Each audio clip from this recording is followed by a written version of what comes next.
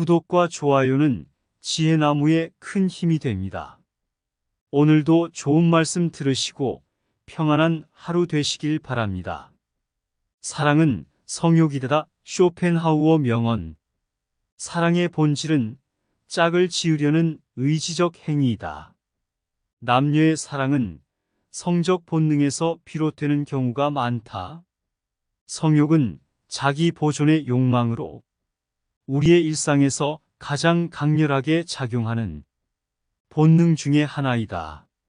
성욕은 우리의 모든 행위를 가장 활동적으로 만들어주는 요소이다. 성욕은 청춘기에 있는 거의 모든 사람들의 열정을 자극하고 있다.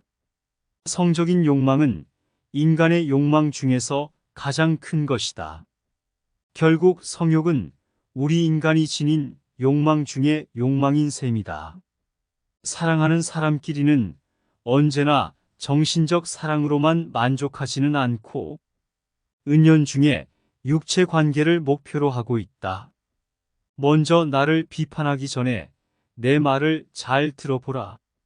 우선 지금 당신이 죽도록 사랑하는 연인의 나이를 18살쯤 깎아내려 보자. 당신의 연인이 25살이라면 7살이 될 것이다. 당신은 7살의 어린 아이를 거들떠 보겠는가? 여기서 내가 강조하고 싶은 말은 이 세상의 모든 남녀의 사랑은 아무리 별나라의 모습을 하고 있다고 하더라도 성욕이라는 본능을 근거로 하고 있다는 사실이다. 이는 곧 남녀 간의 사랑에서도 예외가 없다. 이 같은 본능이 특수화되고 한정되고 개체화된 것이라는 얘기다. 둘이 아무리 사랑을 확신하고 있어도 공간적으로 멀리 떨어져 있으면 아무런 위로가 되지 않는다는 것을 볼 때 고결한 정신적 사랑도 그 근저에는 육체적인 사랑을 전제로 하고 있다는 것을 알 수 있다. 이 같은 성욕은 젊은 시절 가장 활발하며 정력과 생각의 대부분을 강제로 동원시키는 힘을 가지고 있기도 하다. 그리고 그 힘은 모든 노력의 최종적인 목표가 되기도 한다. 이처럼 성욕은 자기 스스로 하는 일에도 큰 영향력을 행사하고 만다. 따라서 그것은 가장 진실한 일을 당장이라도 중지시킬 수 있고 위대한 정신도 혼란시킬 수 있다. 때론 아주 중요한 외교 문제를 다룰 때나 학술 연구에 몰두해야 할 때에도 염치 없이 불쑥 나타나 연인의 말 한마디에 판단을 그르치게 하기도 한다. 또한 위대한 정치가의 결제 서류나 철학자나 작가의 원고지 속에 뜨거운 감정으로 끼어들어 모렴치한 일을 일으키거나 또는 친구의 우정을 끊어버린다. 두터운 마음의 사슬도 풀어버리기도 하며 많은 사람들을 희생시킴은 물론 생명이나 건강 부귀영화나 지위 행복을 간단히 쓸어버리기도 한다. 또한 사랑은 정직한 사람을 철면피로 만들고 충직한 사람을 반역자로 변질시키거나 악마처럼 모든 것들을 뒤집어 엎고 찢어버린다. 파멸시킨다는 얘기와 다름없다. 이처럼 성욕이 부리는 행패는 이루 헤아릴 수가 없을 만큼 많다. 잘 생각해보라. 수긍이 될 것이다. 이성 간의 사랑은 다른 종류의 사랑에 비해 이기적이고 육체적이다. 그러한 사랑은 타인을 생각하는 동시에 이기적인 목적을 앞세우는 성격을 가진다. 따라서 이성 간의 사랑에는 끊임없는 확인 작업이 필요하다. 내가 주는 것만큼 받는 것이 있어야 유지될 수 있는 것이다. 남자와 여자는 신체 구조와 정신 세계에서 많은 차이가 있다. 본능도 역시 다르다. 따라서 남자가 여자를 이해하고 여자가 남자를 이해하는 것은 사실상 매우 어렵고 복잡한 일이다. 남자는 끊임없이 자신의 능력과 사랑을 확대하려는 본능을 가지고 있다. 그러나 여자는 한 남자를 통해 사랑을 확인하려는 본능 지니고 있다. 남자는 언제나 다른 여자를 탐내고 있다.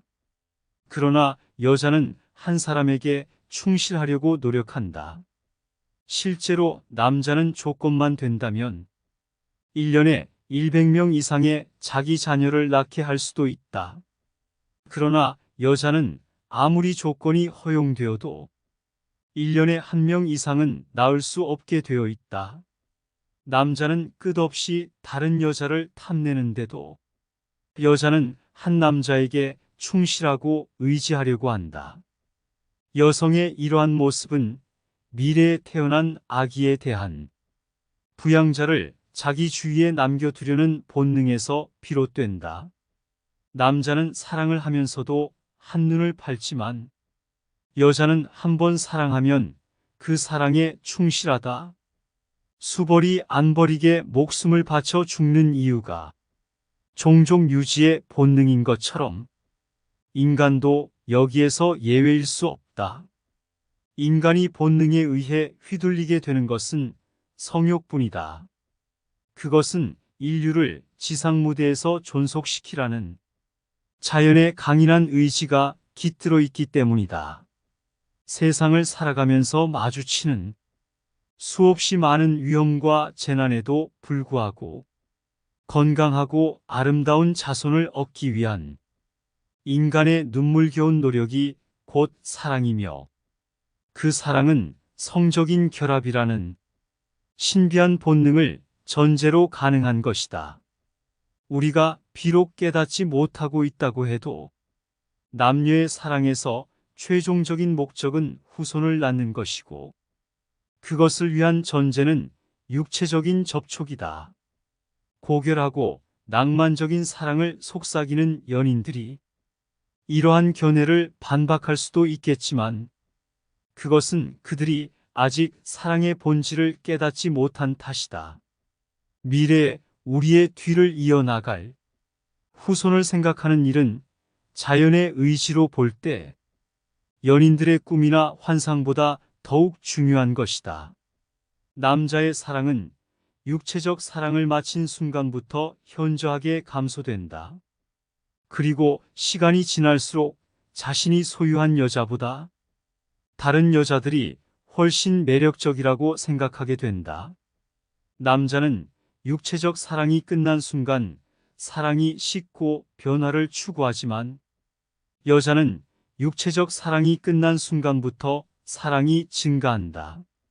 사랑에 빠진 사람이 성욕을 만족시키고 나면 마침내 사랑이 쉬운 미혹에서 벗어나게 된다.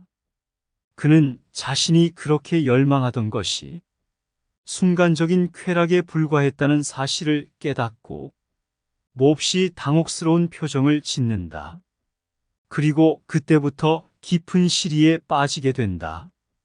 배우자로 맞이할 사람의 기질이나 성격이 자신과 어울리지 않는다는 사실을 알면서도 상대방을 단념하지 못하는 경우가 많다.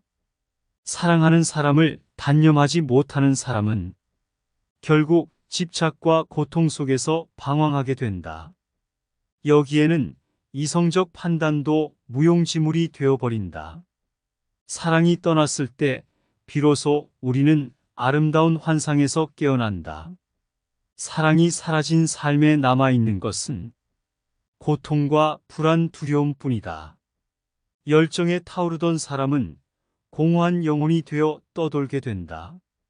소유를 향한 욕망은 강력한 힘을 낳는다. 그런 이유로 상대방에게 무엇인가를 간절하게 원한다. 인간은 불완전하며 항상 불행에 빠져 있다. 이루어지지 않는 사랑은 우리의 영혼을 너무나 깊이 병들게 만든다. 그래서 인간은 자신의 불완전함을 구원하려는 욕구를 가지고 있다. 불완전함이 불안과 위험을 동시에 가져오기 때문이다. 불완전함을 완전함으로 바꾸려는 것은 사랑의 아름다운 목적이기도 하다. 우리의 사랑은 새로운 생명의 탄생을 통해 계속 이어진다. 새로운 생명을 존속시키려는 의지 앞에서는 죽음도 그 힘을 잃는다. 우리가 끊임없이 누군가를 사랑하고 있다면 인류의 생명은 영원히 이어질 것이다. 사랑은 우리가 살아있음을 나타내는 영원한 상징이다. 가장 훌륭한 사랑의 유형은 생명력을 나눠줄 수 있는 사이라고 할 수 있다. 서로의 생명력을 나누는 사랑의 가치는 이로 헤아릴 수조차 없다. 철학자 플라톤이 성적 쾌락이야말로 최대의 속임수라고 말한 것은 바로 그런 뜻이다. 이러한 견해는 동물들의 본능과 미적 감수성을 이해하는 데 도움이 된다. 다른 동물들도 인간처럼 교미라는 환각의 미혹에 빠져 평생을 노예처럼 봉사하게 되는 것도 결국은 종족 유지라는 목표에 헌신하고 있다고 볼 수 있다. 새가 둥지를 트는 것이나 꿀벌이나 개미가 중노동에 열중하는 것도 후대의 종족을 위해서이다. 여기에 인간도 예외라고 할 수 없다. 우리들은 곧잘 내가 이렇게 뼈 빠지게 일하는 것은 자식놈 하나 잘 되는 것을 보기 위한 것이라는 말을 듣게 된다. 그 말에 이의를 제기할 생각은 없다.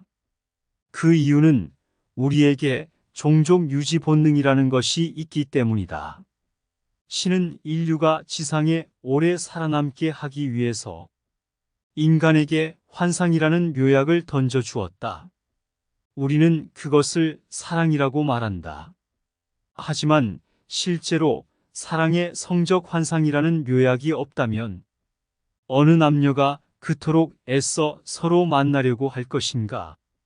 남녀가 데이트를 즐기려고 할 때 멋진 옷을 차려입거나 수없이 거울을 보게 되는 그 처절한 노력이 성충동 때문이 아니라면 누가 그 힘든 일을 기꺼이 하겠는가?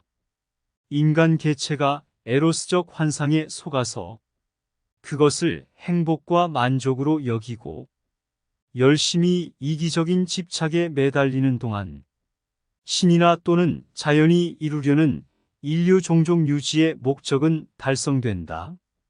그렇기는 하지만 사실 인간은 신의 노예가 되어버리고 만다.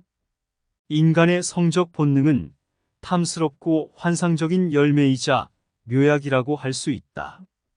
그리고 그것은 인류의 종족 유지에 필수적이기도 하다. 문제는 바로 거기에 있다. 만일 인간에게 성욕이 단순히 감각적 쾌락과 만족에 있다면 인간은 이성을 구하는데 그렇게 까다로울 수 있겠는가? 왜 사랑하는 사람은 키가 커야 하고 성격은 어떻고 용모는 어떻고 한다거나 건강과 가문과 재산이 어떻고 하며 따지게 되는가? 성적 욕구가 쾌락에 그친다면 상대가 어떻든 그만이 아니겠는가? 우리는 그런 의문을 품을 수도 있다. 그렇다면 동물들은 어떤가? 그들도 성적 만족을 위해 그렇게 까다롭게 상대를 고르는가? 우리가 동물이 되어보지 않고서는 그들 내면의 이성을 선택하는 어떤 기준이 있는지는 알 수가 없다. 하지만 우리 인간만큼 상대를 고르는데 그토록 진지하지 않으리라는 생각이다. 따라서 세상을 살아가는데 수없이 닥치는 위험과 재난 속에서도 다치지 않고 나아가 건강하고 아름다운 후손을 유지하기 위한 우리의 눈물겨운 노력이 곧 사랑이며 그 사랑은 성적 환상이라는 요약을 전제로 가능한 것이라고 말할 수 있게 된다.